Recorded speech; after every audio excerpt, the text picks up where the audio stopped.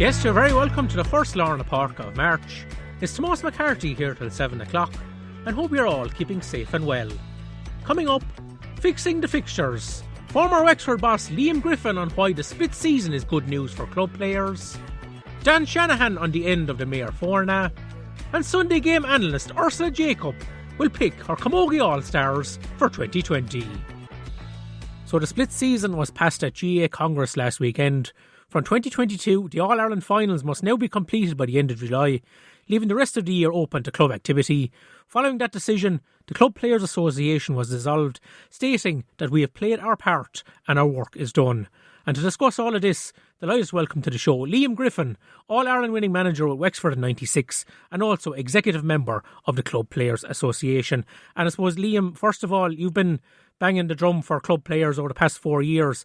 What did you make of the decision made at Congress? Well, I'm very happy with it because everybody arrived at the same place and everybody agreed to do what's been done. And then we've got the unanimous support of all of the county chairmen around the country and the delegates. So it was unanimously passed, which was very good.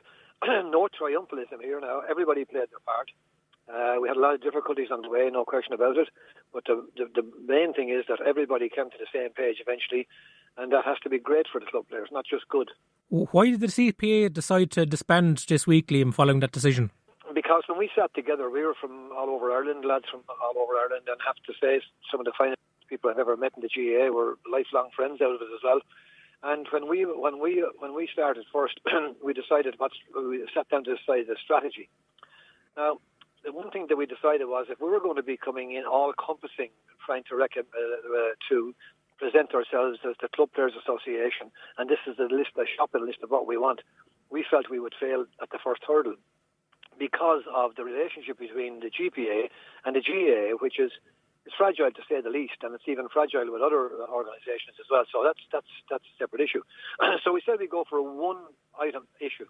And we said, if we could fix the fixtures, that's the greatest thing we could possibly do when we looked at across the list of anomalies. And there are lots of anomalies, by the way, in the GAA still, and an awful lot of anomalies that need sorting. But anyway, that's not up for us now. So we decided to go for that. And then when we decided to go for it, we decided that we'd retain our credibility now by walking away, having done what we said we'd do, and we were 100% volunteers. None of us ever took a penny for anything. We just did it out of worry for our games and for the club situation because of the dropout that was occurring as the ESRI had reported. So we said we'd do that, and we said we'd walk away when it's finished, and we have walked away. That doesn't mean other people can't. We have a constitution. It doesn't mean other people can't come in and take up that if they want to, but we certainly have finished our piece of work. Looking to 2022 and beyond, Liam, what should the club player expect now? Well, club player should expect certainty. We have operated in a system within the GAA which is absolutely ludicrous. We could find no model in any sport in the world to compare with the way we were treating our club players. It wasn't that anybody was malicious or that anybody was evil. We just drifted along in a system and a structure, by the way, that's totally out of date. And it didn't take any account of the modern world, to be quite honest. And from that point of view, how do you tell a fella we don't know when you're playing? You're dependent now on your county team. When they're eliminated, you might play. Then you've got in Wexford and in Waterford, we football teams as well. So you have to wait till they're finished playing. And the length of time it took to play a very ordinary championship in terms of numbers. It's not as if we had millions of clubs or thousands of. It's a small group even for the whole of Ireland in football. And it was easy to run it, and it could be run in a much shorter time. And that would therefore give you time for the club player. But above all, the club player and his wife and his children are entitled to know certainty in relation to the playing period that they'll be expected to play. So they can plan a life around there. Don't forget, the women and the men, the husbands and wives, they're paying the mortgages. Both sides have to work nowadays to pay mortgages. It's not like it was 100 years ago or 50 years ago or even 30 years ago to the same extent. So it's a wholly different system, and that system has to relate to the modern family. Otherwise, we lose the players.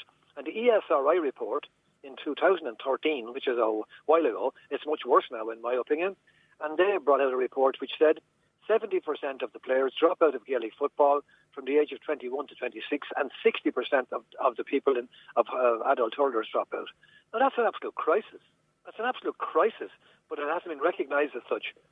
And that's why this became a major problem, and culminated in the suggestion that the Super 8 should come in as well, and that was going to make it even more complicated. So that's where all this arose, and we set out to try and help to solve it. And the reason I did it is because I'm from a dual county, which suffers badly anyway because of that, and secondly because I've been involved in most of my lifetime in sport, training younger kids, all even below 12 years of age and upwards to maybe 18. And most of those are the people who drop out afterwards. So Liam, should the players be getting a fixtures plan now from the county board in January and be able to plan their lives better around that?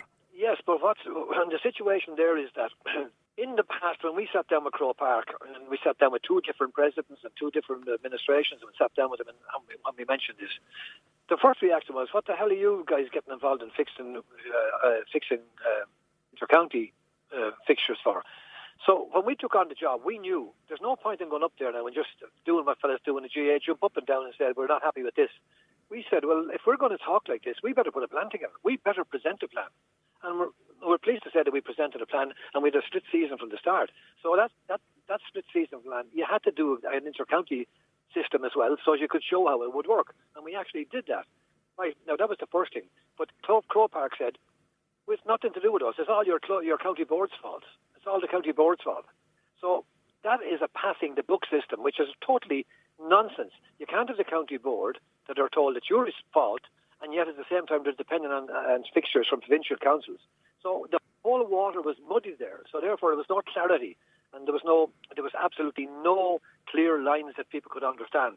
So this brings a clear line on it, and it brings the All-Irelands forward. And that is controversial, and I'll go back with that if you want. And by necessity, the answers have to be longer than I'd like them to be. But the point is that they blame the county board. So they've effectively, Croke Park washed their hands of fixtures at local level, while at the same time they were making fixtures at the national level. So we wound up then with what happened? We wound up with an elite group. I'm satisfied that the inter-county players are elite, but they're our players too, and our club players are inter-county players. And inter-county players, as we said to the CPA, are club players, because we were heading towards a situation, in my view, some fellas would be quite pleased to play inter-county only. And that's not the way our game was developed. And I'm telling you, it wouldn't be sustainable under that model. Yeah, was that your big worry, Liam, that it could go to a case where players would play inter-county only and not line out with their clubs? Was that your biggest fear? That wasn't our biggest fear, because all of our fears were big. Every single one of those fears that we had were all big fears, every one of them, especially when you were working in a system that wasn't capable of addressing them early. And don't forget, we started a while back. The lad that was 27 when we started is now 33. So he's lost a quarter of his career. And then you add that to the dropout on the far side. And that's absolutely a crisis. And we only did this out of love of our own game. And we've taken no rewards, never took a penny in expenses, nothing else. And we never missed a meeting, I'd say, in 4 years, every 2 weeks. Yeah, because you have lived lives outside of this, Liam. Like, you're a busy man in the business world. You're one of the Griffin Hotel Group. What sort of time and effort went in behind the scenes to get this over the line? I'm not saying this to make a martyr of myself. Thousands of hours, thousands. And I was put in charge of doing the fixtures. So that took hundreds and hundreds and hundreds of man hours until we arrived, because you don't just, when you sit down to do this, you've got to do it in a systematic way, and you have to road test it then and see, will this work? Is this doable? Instead of putting down a notion that you have. Now, lots of fellas sent us stuff that was just notional. It wasn't worked out to the last detail. So we had to do all that. But everybody else had their own things to do, and everybody did their work, and that's what happened. So it took up a lot of time. Now, the other thing too is you were going to get abuse, and that was going to happen as well to people who brought up this thing. What the hell do you think you are, and what's this, that thing? Now, I don't need that kind of thing in my life anymore, to be quite honest with you. But so the same with everybody else. So that's neither here nor there. We knew that was going to happen. But from there on in, we had to try and stay with the process. But it's not fair that a guy of 27 should be sitting in his house today saying, Christ almighty, I wish that would have happened 10 years ago. Because that's the feeling that we're getting back from the emails we're getting in to the club players.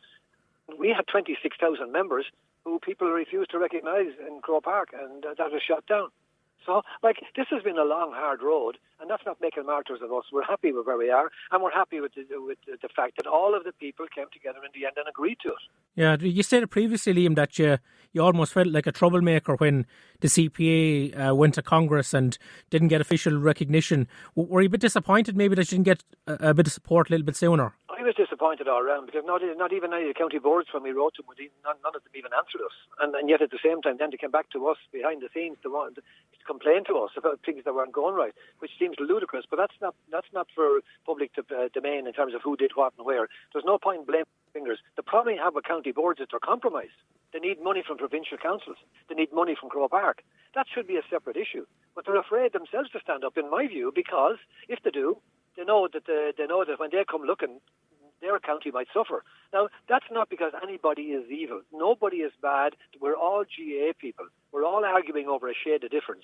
But the system should not be in the power of a handful of people, and the system should not be in a situation whereby they wind up getting jobs in a compromised situation themselves. So they have to take on the system. So the whole system needs to speed up. It needs to come into the modern world. It needs to be able to do things fast.